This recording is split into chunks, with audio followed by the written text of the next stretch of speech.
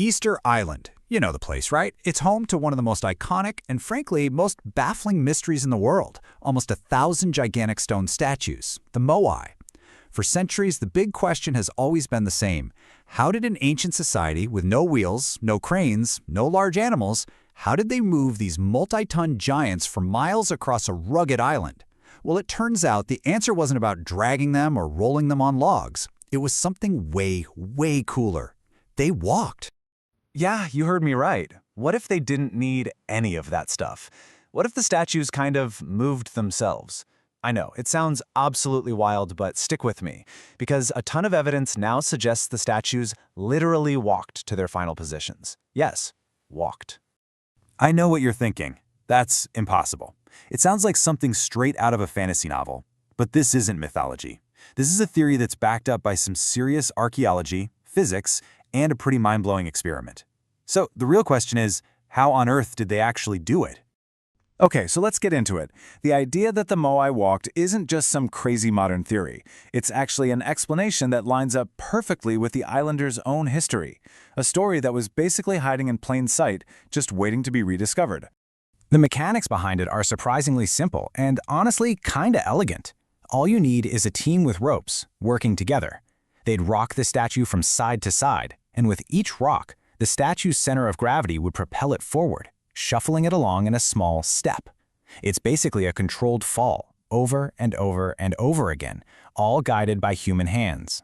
And here's where the modern science connects so beautifully with the ancient past. The Rapa Nui people, the inhabitants of Easter Island, have songs and oral traditions about this exact process. One story even tells of an ancestor who knew how to make the statues walk. So these weren't just campfire stories, they were more like blueprints, maybe even work songs, with a rhythm to coordinate the pullings and keep those giants moving.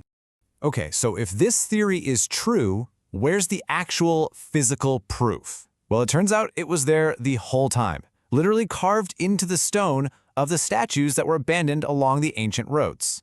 And boom, here it is. This is the key piece of the puzzle that was hiding in plain sight. It turns out there are two different kinds of Moai. The ones we see on display platforms, the Ahu Moai, are not the same as the ones found falling along the roads. Those road Moai were basically engineered for movement. They actually lean forward, using gravity to help them fall forward. Their bases are wide and D-shaped, which makes them stable for rocking back and forth. They're bottom-heavy. The finished statues, though, they were recarved at their destination to stand up perfectly straight.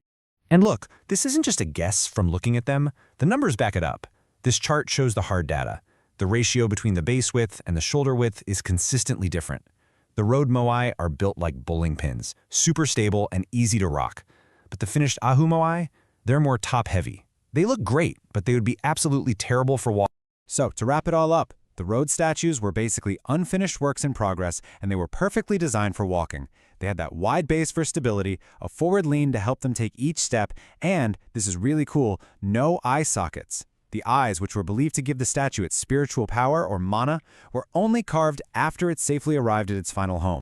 Alright, so the theory holds up. The physical clues on the statues are super compelling. But there's one last, really big question. Could you actually do it today? Well, researchers decided to put this theory to the ultimate test. They built a precise 4.35-ton concrete replica of a road Moai, and they tried to make it walk. And get this, with just 3 ropes and a team of only 18 people pulling in a coordinated rhythm, it started to work. Unbelievably, the giant statue began to shuffle forward, rocking and swaying just like the theory and the oral traditions predicted. The result was just astonishing. They didn't just move it a couple of feet to say they'd done it. No, the team successfully walked the 5-ton replica a full 100 meters. And even more amazing, they did it in just 40 minutes. Think about that. This wasn't some slow, grueling process that took forever. It was remarkably efficient. It suggests that a small, skilled team could have moved a statue for miles in just a matter of weeks, not years. So, the experiment was a huge success, but it still left one final piece of the puzzle unsolved. What about all those fallen statues that litter the old roads? For years, critics of the walking theory argued they were placed there for some ritual purpose, not because they fell over in an accident. Well, this chart gives us the final, really compelling answer. The gray bars show where the fallen statues are actually located. That orange line, That shows what a statistical model of transport failure would predict.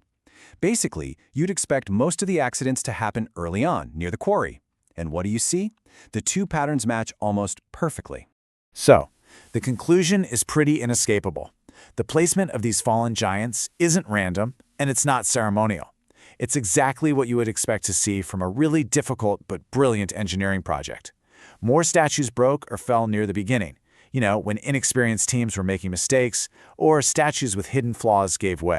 And this is so important because it completely changes the story of Easter Island. For decades, the story we were told was the tragedy of ecological collapse, of a foolish people who destroyed their own resources. But the walking statues, they tell a totally different story. It's a story of incredible cleverness, of sophisticated engineering, and a deep, practical understanding of physics. When you look at all of it together, the evidence carved in stone, the stories preserved in oral tradition, and the proof from a modern experiment, it all points to one incredible conclusion. They walked. And that leaves us with one last, fascinating question, not just about Easter Island, but about how we understand the past.